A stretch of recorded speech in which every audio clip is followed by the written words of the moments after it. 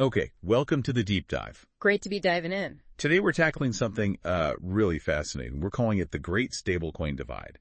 Now, stablecoins, maybe you've heard of them, think digital assets, but engineered to, well, hold a stable value. Yeah, not like the wild rides of Bitcoin or Ethereum. They're really meant as a bridge, Exactly. Yeah. Between crypto and traditional finance. Mm-hmm. And the growth is just wow. Isn't it? Projections hitting, $2 trillion market cap by the end of 2028. It's exploded past $230 billion already this year. It really shows a fundamental shift is happening. And that's the core of our mission today. Based on the sources you shared, we're seeing two very different paths for regulation taking shape, one in the U.S., one in Hong Kong. Right. So we want to unpack what they're trying to achieve, how they differ, because the differences are quite surprising, and what this sort of global competition means for you. Absolutely, because this isn't just niche crypto stuff. It's potentially reshaping global payments, trade, the whole financial architecture, really. So let's kick off with the U.S., the Genius Act. Right. Just signed July 18th, 2025. Mm-hmm. And it seems very much like a dollar-first strategy. Is that fair to say? Oh, definitely. It largely mandates stablecoins pegged only to the U.S. dollar and backed almost entirely by U.S. treasuries. So the goal is pretty clear then. Reinforce the dollar globally, national security. And pull digital asset innovation into a familiar, tightly controlled space. Almost like banking regulations, really. You called it digital dollarization, which I think fits perfectly. But what does that actually mean in practice? Who gets to issue these things? Well, that's where it gets restrictive. You need 100% backing in super liquid assets, USD cash, short-term treasuries. Fine. Okay. But the big one. Federal oversight kicks in hard if you issue over $10 billion.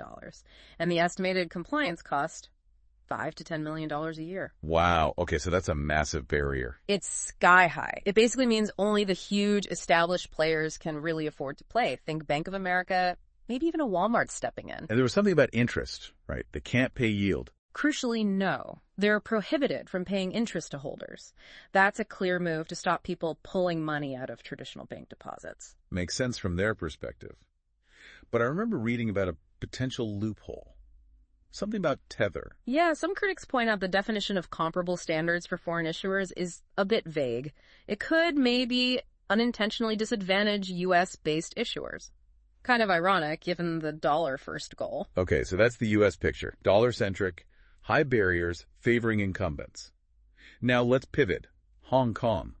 Their LEP framework just launched August 1st. And it's almost the polar opposite in philosophy. They're championing multi-currency optionality. Meaning stablecoins are allowed in any official currency. HKD, sure. USD, yes. But also significantly offshore RMB. Ah, okay. That's a big difference. Huge. Hong Kong's strategy is clearly to become the international digital asset hub. They want to foster innovation from all sorts of builders, not just the giant banks. Providing options, essentially, for countries maybe looking beyond the dollar. Exactly. It's digital diversification versus the U.S. digital dollarization.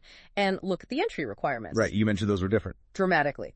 Minimum paid up capital, HKD 25 million. That's about $3.2 million U.S. Compare that to the implications of the U.S. compliance costs. Yeah, no kidding. And estimated compliance costs in Hong Kong, maybe 0.3 to 0.5% of the issued amount.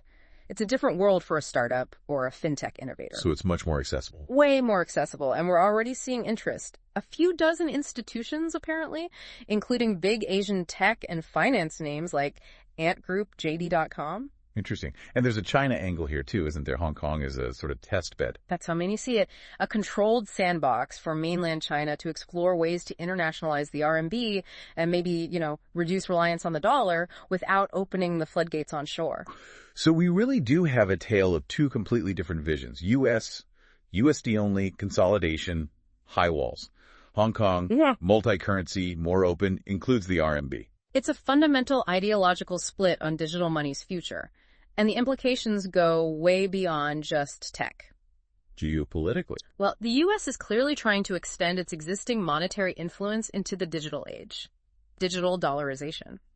Hong Kong, though, is offering practical, low-cost tools for global trade, especially maybe for emerging markets, Belt and Road initiatives, digital diversification in action.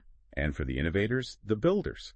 For the first time, they have a real strategic choice. It's not just about which jurisdiction has slightly easier compliance. It's about aligning with a fundamentally different vision for digital finance. So wrapping this up, what does this great stablecoin divide really mean for you listening right now? Well, this competition is actively shaping finance's future. It's influencing capital flows, where innovation happens, and ultimately the global economic power balance. Right. So the takeaway. The takeaway is the stark choice being presented for digital money. And maybe think about this. Could this competition lead to even more specialized digital currencies?